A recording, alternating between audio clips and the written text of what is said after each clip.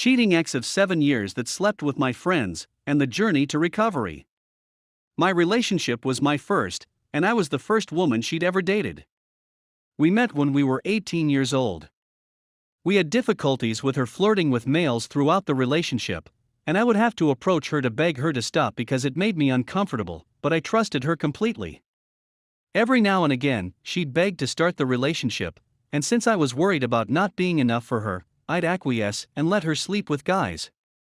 This went on for a few weeks every year until 4 years later, when I was visiting my family and she begged to open the connection while I was gone. I agreed and asked if I might sleep with a buddy who had shown interest earlier, but she declined. She slept with one person on a regular basis while I was away, and it stung.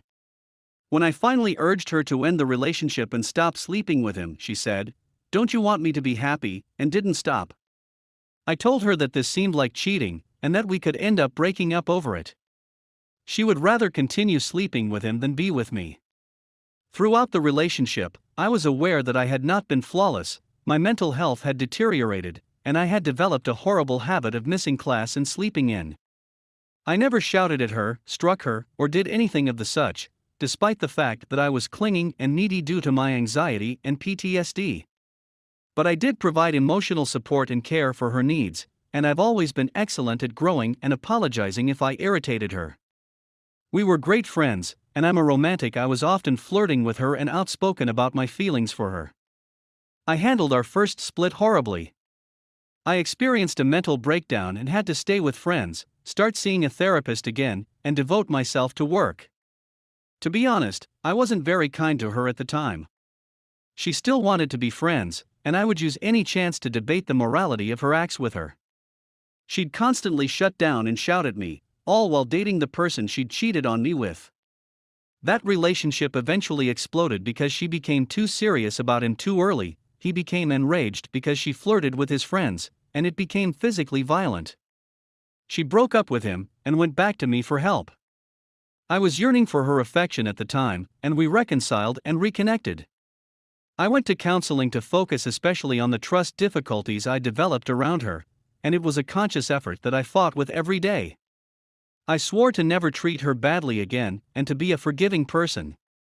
I worked hard on my mental health in order to become self-sufficient and stable, so she wouldn't have to see my breakdowns anymore. Despite the fact that she didn't hang out with them very much, I built a network of friends that supported me and our relationship. After we graduated, I struggled to find work in my profession, while she succeeded. For me, our town had a little industry, but it was basically constructed around hers. I mentioned the possibility of relocating to my hometown, where I could easily find work in my field and, although hers wasn't as large as in our present town, there were still plenty of options. In addition, we'd be closer to my family, whom I seldom saw, and many of my supporting friends. She rejected, citing the fact that we wouldn't be able to see her family as often, at least once a month, since we were moving across the nation.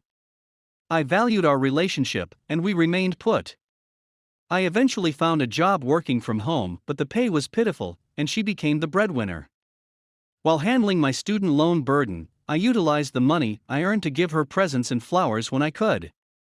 We shared the rent, but she was responsible for all of the other expenditures. She would go grocery shopping, and I would prepare our meals. If I didn't have any job, I would clean the home while she worked. Our slogan was "We're a team." During those 3 years of joy, she never requested to open the relationship, and would come home with me after work to spend quality time together. She would join us if I spoke with my buddies online. We went on unexpected road trips and dates and spent every minute of every day together. Then one of our pals, M25, got divorced and needed a place to stay. He slept in our spare bedroom since we had one. Because he is an extremely gregarious and chatty guy, our quality time was unexpectedly interrupted by an additional person. He was continuously at home and required a lot of assistance, which we attempted to provide. Right away, I noted how well he and my ex got along, and how he would tell her things and seek her approval over mine. I was pleased of myself for not finding anything wrong with this because of my work on my trust problems. They'd go on walks together, and she'd return home and tell me how it went. I began spending more time with my friends as they chatted, but I made it clear to her that I missed our quality one-on-one time. We tried a few times to have alone time together, but he would inevitably show up and become involved again. She'd attempt to go out of the home to see her closest friend, his wife, F25, so he could get accustomed to being alone. After being vaccinated, I planned a trip to see my parents for the first time in 2 years. Before I left, I warned her that he was needy and weak, and that they should keep some distance between them. She consented and told me that they were just friends, and that nothing bad would happen. I got a nasty feeling in the pit of my stomach at the moment, but I disregarded it. My vacation was fantastic. My parents were overjoyed to see me and considerably more affectionate than usual. All of my internet friends who lived in my hometown came out to celebrate my homecoming, and we had several large celebrations. Every day, I was surrounded by relatives and friends, and they all expressed how glad they were to be with me. Meanwhile, I would text my ex good morning and good night, and tell her how my days were going. She was often saying, "I realize you're busy, but thank you for checking in on me. I'm delighted you're having a good time with your buddies." But as my return trip neared, being surrounded by family and friends in a location I loved became more agonizing. I spoke to my closest buddy, NB26, about perhaps returning home and the practicalities of doing so. They were quite supportive, but they understood my reluctance to relocate since my ex had made it apparent that she did not want to go. As I discussed it with a few more friends and my parents, it appeared like the best option for my future would be to make the move, with or without my ex. When I returned, our buddy had abruptly left. I sat down with my ex and told her I wanted to return home. She sobbed a lot and told me she didn't want to relocate, but she felt compelled to do so. I informed her, broken-hearted, that it would be better for us to part up since we don't do long distance well. We decided to be together for the time being, and then split up before I relocated. She sourly informed me that our buddy was reconciling with his wife, and that they were getting back together. I felt out of the loop, but I believed that there was more to the tale that I didn't need to know about, so we maintained our terminal connection. I introduced her to a relatively new internet buddy who resided in our town. He, M24, was kind, yet strange and odd. We spent a lot of time online playing games and talking. They spoke normally to each other, but I didn't detect any flirting or anything. We all swapped phone numbers and stayed around a bit longer before I left. As the split grew more serious, she began to ask for more distance, and I began to chat to my friends while she spoke to hers. I subsequently discovered that she had been chatting to M24 for hours into the night, and she told me that she needed someone to speak to about our relationship ending since her closest friend, the wife, and the husband had become estranged. She informed me a week before my travel that we needed to split up right away, because she couldn't wait any longer. I sobbed a lot, but I accepted it since I felt myself as partly to blame. She departed after that conversation and didn't return until late that evening. We slept in different rooms. The next few days were the same. I snapped one day and told her how furious and irritated I was with the whole situation, even if it was my fault, and that even though it was my fault, I was still entitled to feel sad about it. She looked at me coldly and scarcely talked, with a neutral expression on her face as I sobbed on the floor. Since he'd been avoiding me, I questioned her directly about her connection with M24. She informed me they'd been sleeping together since the day we split up, just after our conversation. She said that she believes she is polyamorous and that she is dissatisfied with only one lover. I informed her that this was not the way to explore her sexuality, and that I wished she had been honest with me.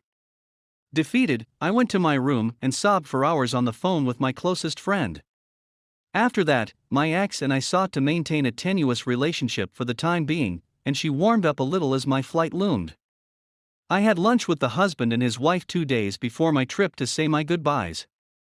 I informed them that my ex and I had formally ended our relationship, and that I was looking forward to the future.